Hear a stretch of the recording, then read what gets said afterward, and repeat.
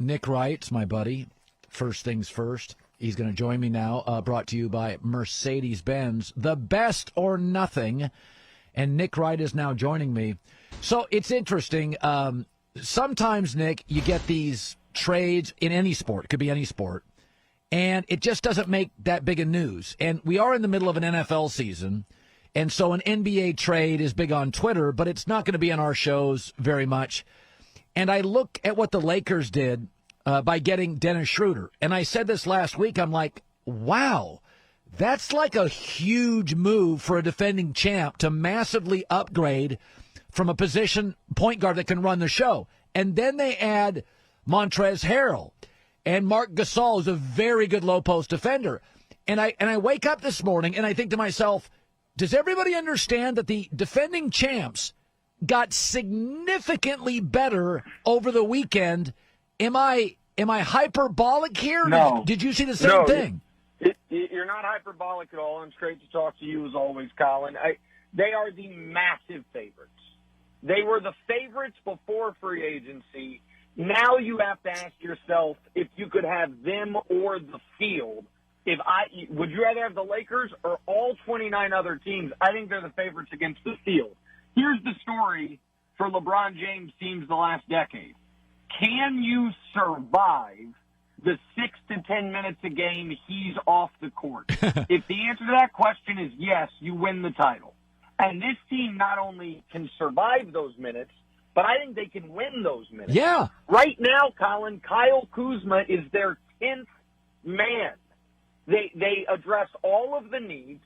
And the other element is this. Teams in the West got better, but the contenders in the West didn't get better. The Nuggets lost Jeremy Grant. The Clippers got no better. The Warriors, unfortunately, lost Clay. The Rockets are, who knows who's going to be on the Rockets. The Jazz stood pat.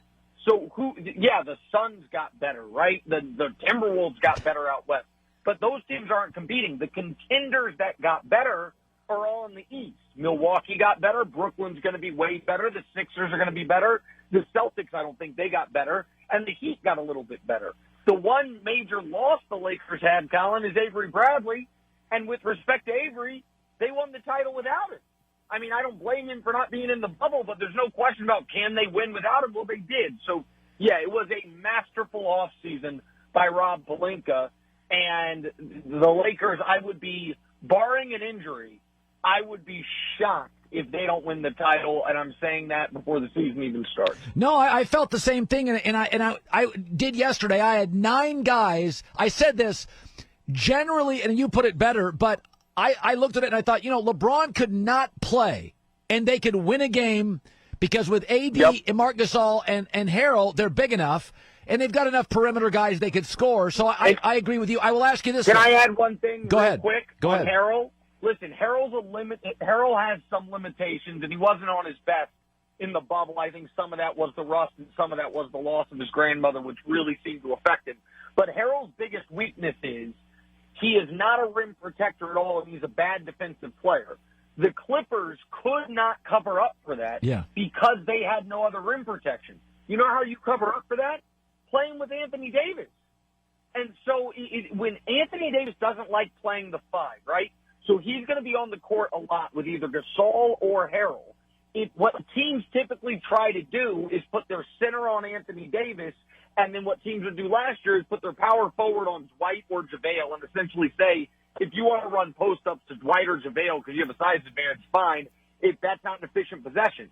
Montrezl Harrell will eat that alive against an undersized power forward. So he fits with the Lakers more than he fit with the Clippers, given how the team's built. Nick Wright joining us. So it's easy to blame Brady for the picks, but I'm going to throw something at you. Awful. Yeah. Okay. Yep. Mm-hmm. So Carson Palmer, career high in interceptions. Bruce Arians is coach. Jameis, career high in interceptions. Arians is coach. Andrew Luck, career high in interceptions. Arians is coach. Brady's on pace for 15 interceptions, career high. Arians is coach. As the McVay's and the LaFleurs and the young coaches have come into this league, the old school, no biscuit, risk it, over the top, low percentage throws, it's not as quarterback friendly in 2020 as people think. and Brady is being asked at 43 to throw the ball deep behind a hit-and-miss offensive line, is that Arians is more responsible for this than Brady. Yeah, I mean, I definitely make that case if I was a dyed-in-the-wool Brady apologist. So, yeah, I mean, that's all you've got left at this point. Here's the reality, Colin. If you have a pass rush, the Bucs offense can't function. If there's no pass rush, they can look amazing. Watch the Panther game. Watch the Raider game, the second half in particular. If you cannot create pressure, Brady looks like he's 33, not 43. But the moment there's pressure, even the tiniest glimpse of it, and I don't blame him, the guy's not in the business of getting hit anymore. That game-sealing interception, he wasn't even pressured, but his center had just gone out of the game. I think he anticipated the pressure and got rid of that football. And I am old enough to remember when, if you are giving the ball back to Tom Brady with 2 minutes left, down, up only 3, your best-case scenario is overtime. And instead, Brady had a minute 50, 2nd and 10 with a timeout in his pocket, 25 yards from field goal range, and he punted it to Tampa Bay. And he could have had a third interception in that game that was dropped.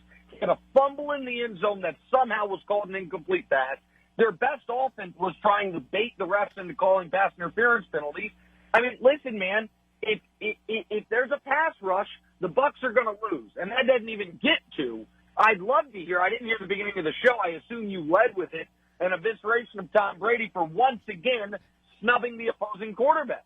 I mean, is there sportsmanship dead in America? What's happening now? I didn't even notice. So he didn't shake Goff's hand last night? Again, you didn't notice. So listen, here's what we know about Tom Brady. When he wins the Super Bowl, he shakes hands. He shook Goff's hand after that Super Bowl. The 3 Super Bowls he's lost, he didn't shake Eli's hand. He didn't shake Eli's hand. Then he didn't shake Foles' hand. This year, he didn't shake Foles' hand. He was like, no, I only really do that with guys I have a relationship with, despite the fact that when they beat Justin Herbert, they had a nice, long, warm embrace at midfield, even though he met Herbert that morning. And then last night, he pouts and sulks and storms off the field after a loss. So, listen, I gave him a pass for the Foles one, because if you remember, that was he didn't know what down it was game. Yeah. So in Brady's defense, he thought it was halftime. So he's going in the locker room. He's like, oh, damn, I forgot. Last night, I don't know how you give him a pass for it. But, nobody asked him about it because the media is a bunch of Colin Cowherd that just love him so much. God forbid he asks him tough questions. So maybe we'll find an answer at some point. Nick Wright joining us. Hey, by the way, so I like Wentz more than you, and I support Lamar more than America. But I was thinking this morning that with Lamar and Wentz, it's not that they lack talent. With Wentz, he's too damn reckless. And with Lamar, we're waiting for him to kind of break through and adapt to the latest challenge a rookie quarterback faces. But this morning I was thinking to myself, good God, I started listing teams that, now remember, these are teams I'm going to list that aren't having private calls or meetings or concerns about their current starting quarterback. And I got down to Kansas City, Seattle, the Chargers, Arizona, Houston. Yeah, it's not long. It's not a long list. Green Bay drafted a quarterback, so they have him. And Pittsburgh's thinking about Darnold as a backup, so they have him. Could I just say this about Wentz and Lamar? It ain't a talent thing. It's what everybody in the league not named Kansas City or Seattle or the Chargers are thinking this morning, which is everybody's always worried about their quarterback. So I think that's fair. And listen, I think some of the Lamar stuff is concerning, but there is still enough good even within the bad that you have optimism. To me, it's a 5-alarm fire with Wentz. Okay. When people think of Wentz, a lot of them think of Nick Foles because of the Super Bowl run. But I want to remind America of a different Nick Foles stretch. 2014, 13 games, I think, with Chip Kelly. 27 touchdowns, 2 picks. You remember that, Colin? That unbelievable Nick Foles run? Yeah. There was nothing like that any other point of his career. Is there a chance that we're going to look back on Carson Wentz and say, the dude had an amazing 13-game stretch in 2017 when we said he was the league MVP? but that's just not who he is. He is a turnover machine, 14 picks, 10 fumbles. It's really, really concerning. And if you're Philly, I don't know if you've looked at the contract. I know you study Spot Rack every night, but next year it is $35 million to keep him and $60 million to move on. Yeah. So he is their quarterback next year.